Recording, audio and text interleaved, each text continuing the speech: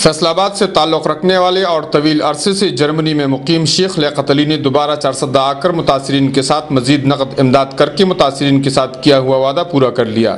Charsadda paper مل میں نام النصیر ویلفیئر ٹرسٹ کے زیر انتظام قائم متاثرین کیمپ میں شیخ لیاقت علی نے متاثرہ خاندانوں میں نقد رقوم تقسیم کیے، جبکہ کیمپ میں مقیم معذور افراد کے پاس شیخ لیاقت علی نے خود جا کر بیمار پرسی کی اور ان کو نقد رقم دی۔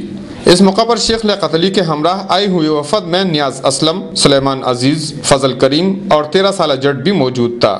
شیخ لیاقت علی نے جرمنی اور ترکی کے باشندوں کی تعاون سے اب تک مجموعی طور پر چارسدہ سمیت دیگر اضلاع کے متاثرین سیلاب میں 32 لاکھ روپے تقسیم کیے۔ انہوں نے میڈیا اور ویلفیئر ٹرسٹ کے نمائندوں سے بات چیت کرتے ہوئے کہا کہ جرمنی اور ترکی کے باشندوں کی جانب سے متاثرین کے لیے دی گئی امانت انہوں نے پہنچا دی۔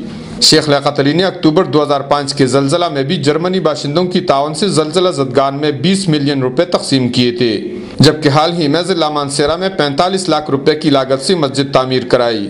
جذبہ خدمت سے سرشار شیخ لیاقت علی اور وفد کے نوجوانوں نے جرمنی اور ترکی کے باشندوں کی تعاون سے سیلاب سے متاثرہ افراد کی مدد کا عہد کیا ہوا ہے۔ شیخ لیاقت علی نے چارسدہ کے متاثرین کے ساتھ تعمیر نو اور بحالی میں مکمل تعاون کا بھی وعدہ کیا۔